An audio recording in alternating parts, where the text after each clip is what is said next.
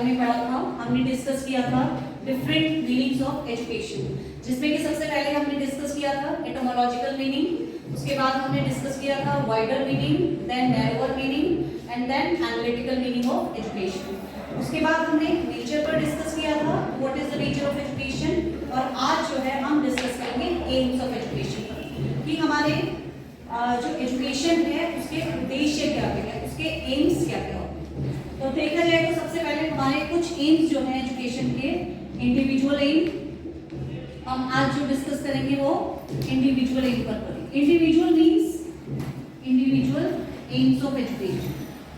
Individual means अगर हम बात करें मेरी इंडिविजुअली और आपकी बात करें कि एजुकेशन जो है मेरे लिए क्या क्या अच्छा करती है और एजुकेशन जो है आपके लिए, एजुकेशन की क्या एम्स है मेरे लिए, और एजुकेशन मुझ में क्या सुधार लाती है, मुझ में क्या मॉडिफिकेशन करती है, मुझ में कहाँ कहाँ हेल्प करती है एडजस्ट करने के लिए, और कहाँ कहाँ मेरी हेल्प करती है अपने सर्वाइव करने के लिए। तो इसको हम कहते हैं इंडिविजुअल एम्स, कि हमारे जो है एजुकेशन के लिए पर्टिकुलर एक किसी पर्सन के लिए, एक किसी बच्चे के लिए, आपके लिए या मेरे लिए एजुकेशन के डिफरेंट एम्स क्या हो सकते हैं।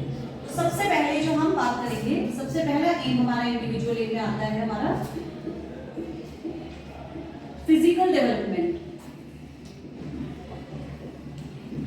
फिजिकल डेवलपमेंट, अब यहाँ पर बात है कि एजुकेशन हमारा फिजिकल डेवलपमेंट किस तरीके से करती है। देखिए जब एक छोटा बच्चा होता है तो पेरेंट्स जो है उसको उसी हिसाब से खिलाते हैं, है ना। फिजिकली मीन्स हमें कोई भी एक्टिविटीज मुझे करनी है, आप लोगों को करनी है, या आप घर में पूरे दिन में जितनी भी एक्टिविटीज करते हो तो वो कैसे करते हो, तब आप कर सकते हो प्रॉपर्ली जब आप फिजिकली फिट हो।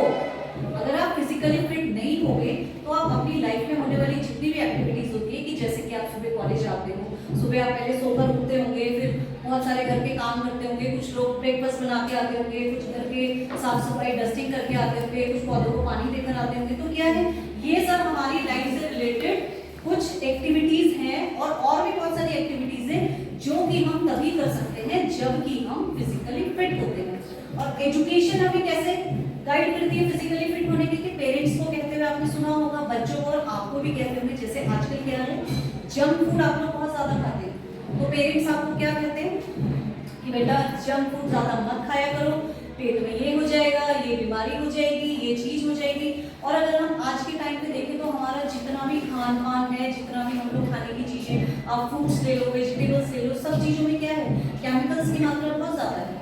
तो आज जो है वो केमिकल्स इतने हो गए हैं कि पहले इंसान की लाइफ कितनी होती थी, कम से कम 80, 90 to 100 होती थी। आज इंसान की लाइफ क्या है, अगर एवरेज लाइफ हम देखें तो 50।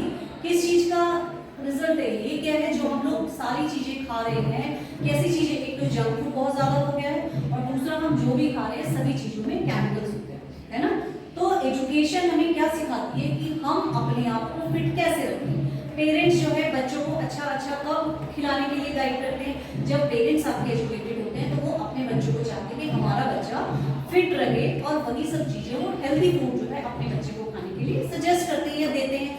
और आपके पेरेंट्स भी क्योंकि एजुकेटेड हैं तो इसीलिए वो आपको भी सजेस्ट करते हैं कि आप लोग जो है ज्यादा जंक फूड ना खाएं और जंक फूड खाने से बचें। जितना आप जंक फूड नहीं खाएंगे, कोल्ड ड्रिंक से दूर रहेंगे, आप जो है हेल्दी रहेंगे, फिट रहेंगे, और आप अपनी एक्टिविटीज जो है अच्छे से करेंगे और समाज के लिए कुछ ना कुछ अच्छा करके कंट्रीब्यूट करेंगे, ठीक है। और अगर आप खुद भी एजुकेटेड हैं तो आपको भी बहुत, आपसे अच्छा किसी को नहीं पता कि आपके लिए क्या अच्छा है। आपको पता है क्या खाने से मेरे पेट में दर्द होता है, आपको पता है कि सारा दिन मैं मोबाइल देखती हूँ तो मेरी आंखों पर उसका क्या फर्क पड़ता है।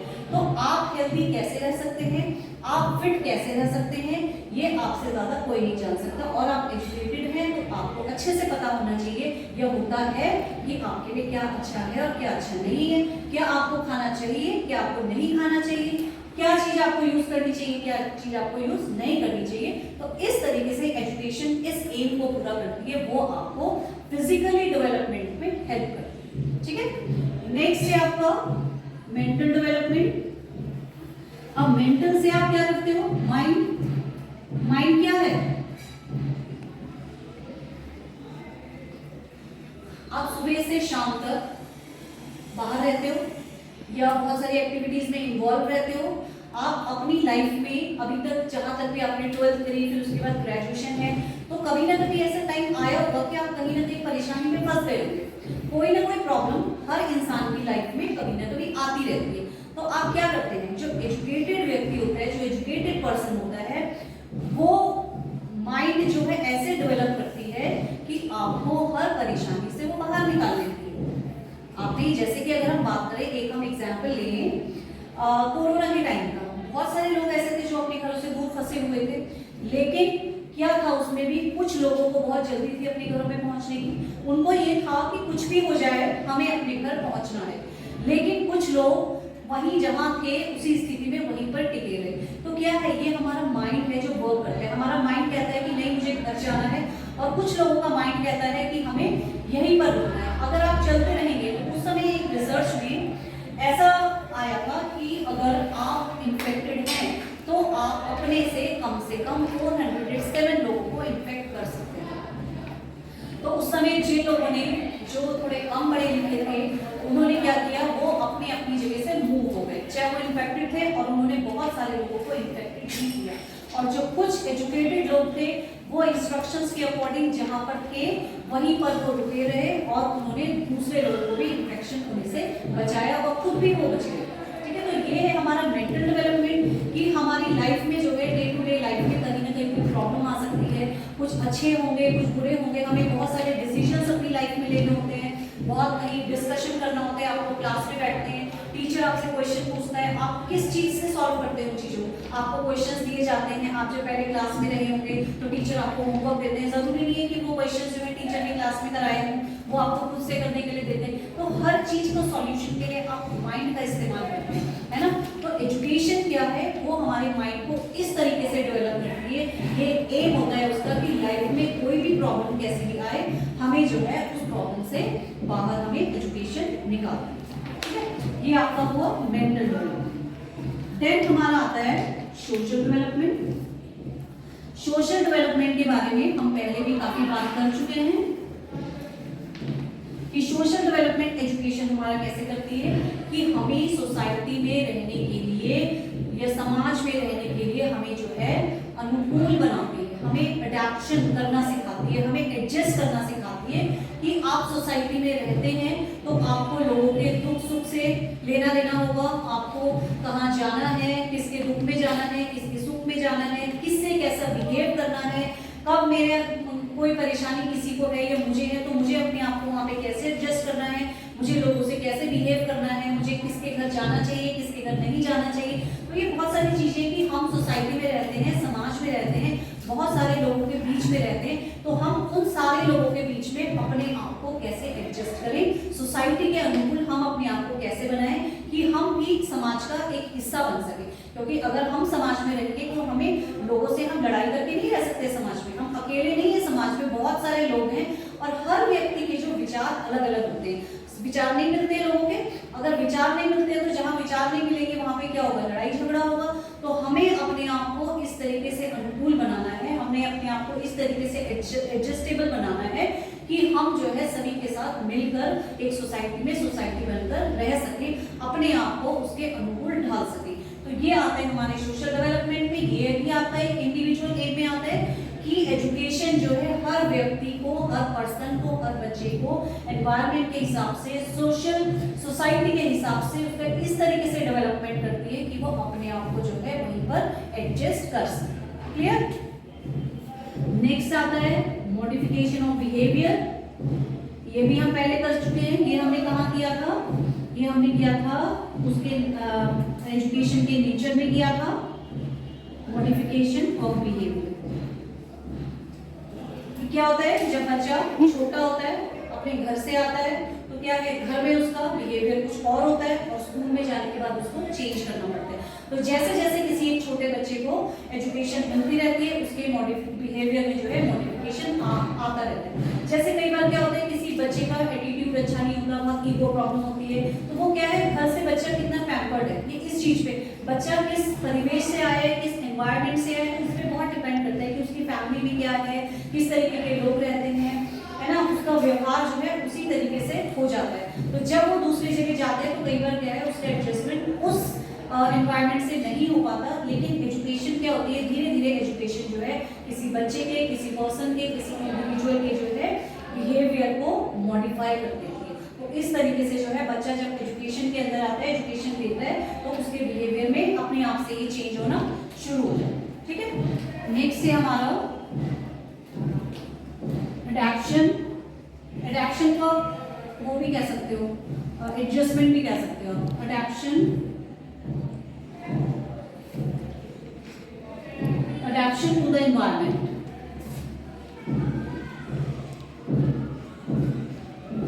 adaptation to the environment, अभी जैसे हमने बात करी एडजस्टमेंट की बात करी हमने। adaptation में क्या है, environment क्या है कि हमारा पर्यावरण।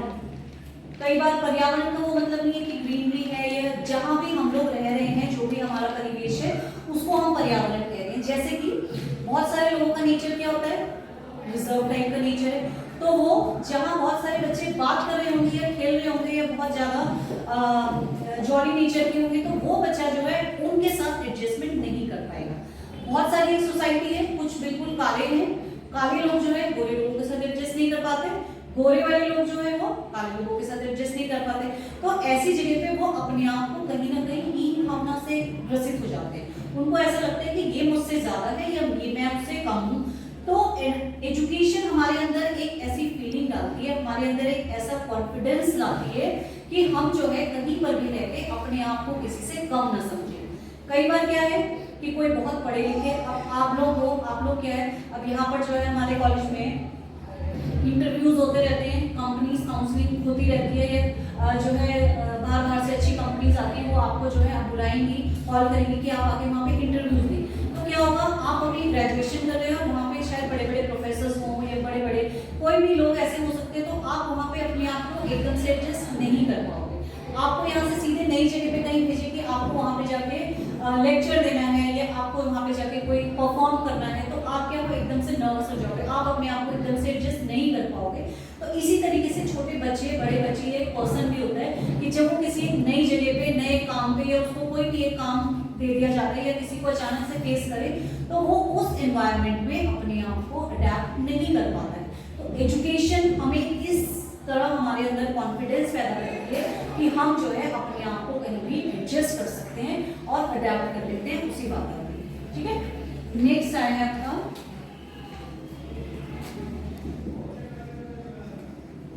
Economic efficiency.